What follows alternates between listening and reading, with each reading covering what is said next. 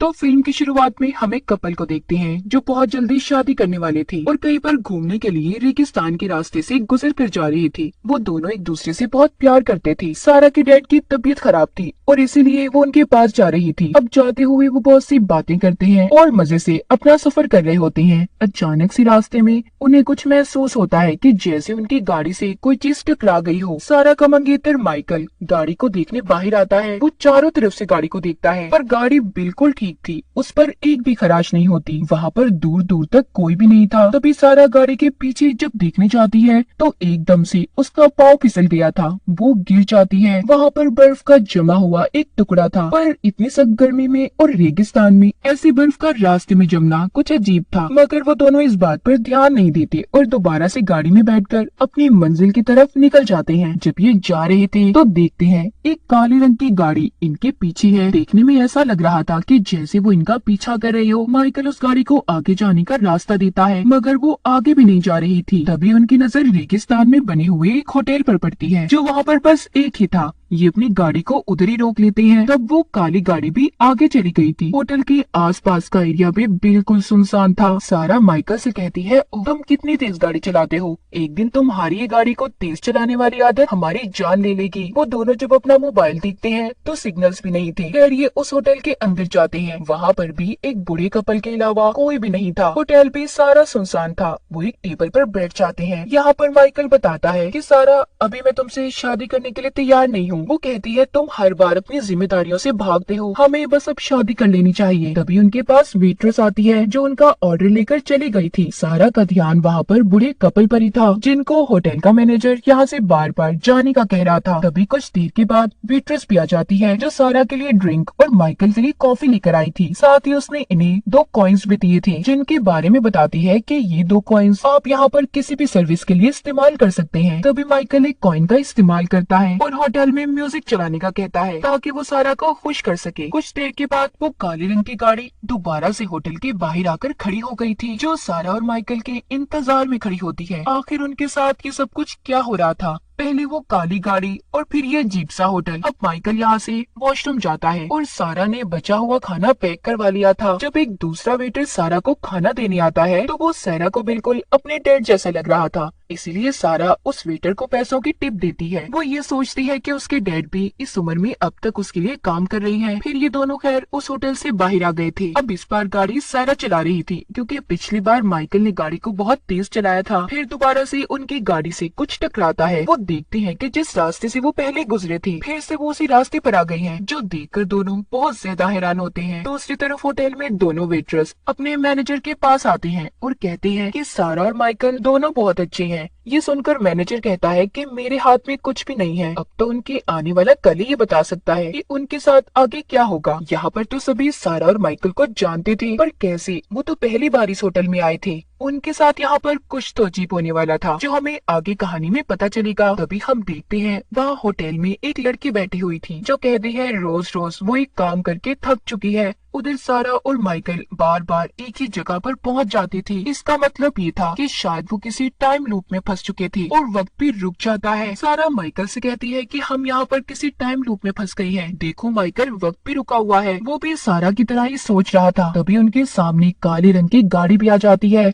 इस बार सारा ये फैसला करती है कि वो उस गाड़ी को देखने जाएगी कि अंदर कौन है जो कब से इन लोगों का पीछा कर रहा है। जब सारा उस गाड़ी के पास जाकर देखती है तो इस शीशे नीचे होने पर उसकी नजर उस आदमी पर पड़ती है जो गाड़ी को चला रहा था, जो डरावनी शक्ल का था, जिसे देखकर वो बहुत ज्यादा डर गई थी और भागकर अपनी गाड़ी में बैठ जाती है। उसने गाड़ी को तेज कर लिया था। सारा मुसलसल रो रही थी। माइकल उससे पूछता है कि सारा मुझे बताओ तुमने गाड़ी में क्या देखा। सारा कहती है मैं नहीं जानती कि उसका चेहरा ऐसा क्यों था पर बहुत डरावना था। तभी सारा देखती है कि काले रंग की गाड़ी फिर से उनका पीछा कर रही थी। इस बार वो उन्हें टक्कर मारने वाली थी मगर सारा ने अपनी गाड़ी की स्पीड को तेज कर लिया था और दोबारा से होटल के पास आ गई थी। अब वो उस होटल के अंदर जाकर फोन बूथ का पूछती है कि वो कहाँ पर है। जल्दी से वो वहाँ पर जाकर पुलिस को कॉल करती है और उस काले रंग की गाड़ी के बारे में बताती है जो अब तक इनका पीछा कर रही थी। मगर पुलिस वाला कहता है कि आप जिस जगह पर हैं वो हमारी लोकेशन से काफी दूर है, तो हमें आने में वक्त लग सकता है। आप जिस जगह से हमें फोन कर रही हैं, आप लोगों को वहीं पर रुकना होगा। लेकिन यहाँ पर सारा इस बात को नहीं जानती थी। जिस पुलिस वाले से वो बात कर रही थी वो इस होटल का मैनेजर ही था। जिसके बाद वहाँ पर होटल में माइकल मैनेजर से पूछता है कि आखिर ये काली गाड़ी हमारा पीछा क्यों कर रही है और हम घूमकर दोबारा से उसी जगह पर वापस कैसे आ जाते हैं। मैनेजर कहता है कि जाते हुए आप शायद गलत रास्ते पर जाते हैं, यहाँ का रास्ता भूल भुलैया है, इसीलिए आप दोबारा से हमारे होटल के पास आ जाते हैं। तभी सारा आती है और कहती है कि मैंने पुलिस को शिकायत दर्ज करवा दी है, पुलिस को आने में टाइम लगेगा, तो इसलिए पुलिस ने हमें यहीं पर रुकने का कहा है कि जब तक वो यहाँ पर ना आ जाए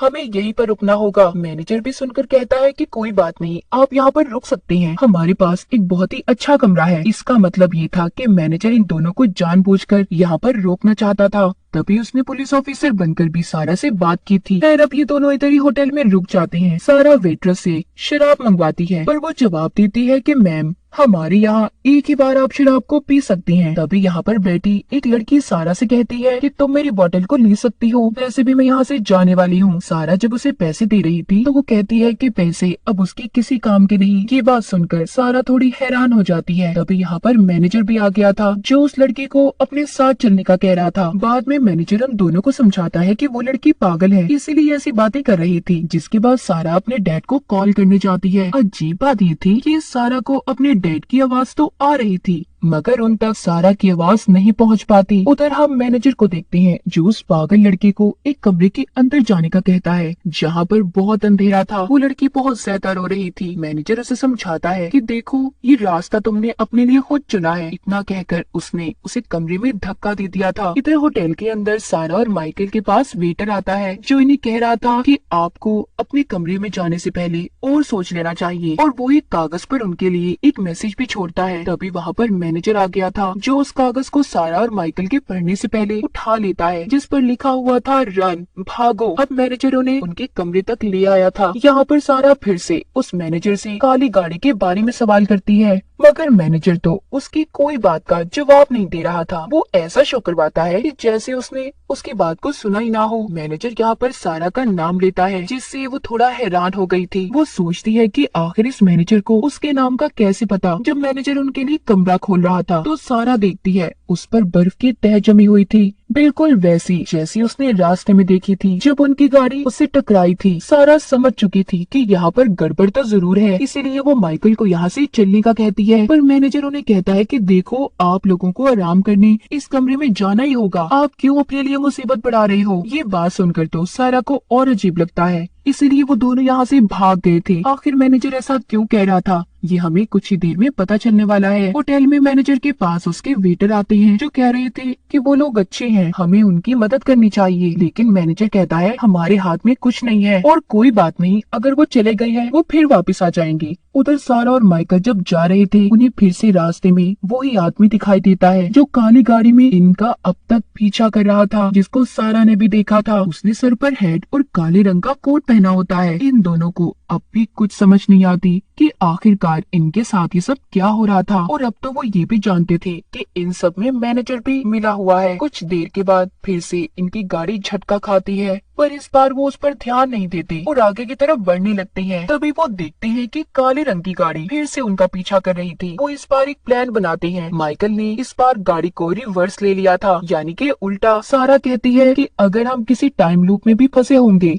हम निकल जाएंगे, मगर उनका ये प्लान भी फेल हो जाता है। इस बार वो अब पैदल चलने का फैसला करते हैं। उन्होंने अपनी गाड़ी को वहीं पर खड़ा कर दिया था और रेगिस्तान के रास्ते आगे बढ़ते हैं। लेकिन थोड़ा सा आगे जाने पर उन्हें एक गाड़ी का एक्सीडेंट हुआ दिखाई देता है। जब ये उसके पास जाकर देखते हैं तो इन्हें पता चलता है कि ये तो उन्हीं की गाड़ी थी। पर ऐसा कैसे हुआ? जब ये उस गाड़ी के अंदर देखते हैं तो मानो इनके पाँव के नीचे से जमीन खिसक गई थी। वो डर कर रोते हुए भागते हैं और फिर से अपनी सही वाली गाड़ी में आ गए थे। पर दोबारा से वो उसी जगह पर आ जाते हैं जहाँ से वो कई बार गुजर चुके थे। वो फिर से दोबारा से होटल में आ जाते हैं। यहाँ पर आकर सारा मैनेजर से पूछती है कि आखिर ये कौन सी जगह है, हम कहाँ पर फंसे हुए हैं। तो मैनेजर उसे बताता है अब तक जो कुछ भी हुआ हमें यहाँ पर अब सब पता चलने वाला था। मैनेजर कहता है कि ये जगह कोई आम जगह नहीं है, ये दो दुनियाओं के बीच की जगह का है जहाँ से हर किसी को मौत के बाद गुजरना होता है। तुम और माइकल दोनों अपनी जिंदगी और मौत की जंग लड़ रहे हो। तुम्हारा आते हुए इसी जगह पर एक्सीडेंट हो गया था और अभी तक ये नहीं पता कि तुम जिंदा रहोगी या मर जाओगी। मैनेजर उन्हें जिस कमरे में जाने का कह रहा था वो दरअसल दूसरी दुनिया थी जहाँ पर लोगों को मरने के बाद भेजा जाता है। और कहानी के शुरू में जब हमने देखा था कि बार बार सारा और माइकल की गाड़ी जिस जगह पर आकर रुकती थी जहाँ पर उन्हें महसूस होता था कि उनकी गाड़ी से कोई चीज टकराई है या फिर उनकी गाड़ी को किसी चीज ने टक्कर मारी है, उसी जगह पर इनका असल दुनिया में एक्सीडेंट हुआ था और यही वजह थी जो इनके साथ ये सब कुछ हो रहा था। और जब वो पैदल चल रहे थे तो उन्होंने अपनी गाड़ी के अंदर अपनी ही लाशों को देखा था, इसीलिए उनकी हालत भी खराब हो गई थी। और जब कहानी के शुरू में सारा ने माइकल से ये भी कहा था कि तुम गाड़ी को जो तेज चलाते हो इससे एक दिन हमारी जान जा सकती है, इसका मतलब ये था कि सारा को कहीं न कहीं ये पता चल चुका था कि वो मरने वाली है। और मैनेजर ने उस लड़की को भी कमरे में इसलिए भेजा था क्योंकि असल दुनिया में वो मरने वाली थी। इस होटल का काम यही था, जो लोग मरने के बाद जिंदगी और मौत के दरमियान में फंसे होते हैं तो यहाँ के लोग उन्हें मौत के बाद वाली दुनिया में भेजने का काम किया करते थे, यानी कि आत्माओं की दुनिया उनकी असल दुनिया में। और जो काली गाड़ी थी वो मौत थी जो इनका अब तक पीछा कर रही थी। मैनेजर सारा से कहता है कि असल दुनिया में अब तुम नहीं बच सकते तो अपने आप को इतनी तकलीफ मत दो और उस कमरे में चली जाओ जहाँ पर आत्माएं मरने के बाद जाती हैं। सारा कहती है मैं जीना चाहती हूँ क्योंकि मैं माँ बनने वाली हूँ, मुझे अपने बच्चे के लिए जीना है। मैनेजर कहता है ये बात तो तय है कि तुम दोनों में से एक ही बचने वाला है, इसलिए सारा ने अब माइकल को सेक्रीफाइस कुर्बान करने का फैसला कर लिया था क्योंकि माइकल के पास जीने की कोई वजह नहीं थी और उसने सारा से शादी करने से भी इनकार कर दिया था। इसीलिए सारा अब जाकर माइकल को गुड बाय बोलती है और कहती है कि तुम्हें हमारे बच्चे के लिए खुद अपनी जान देनी होगी।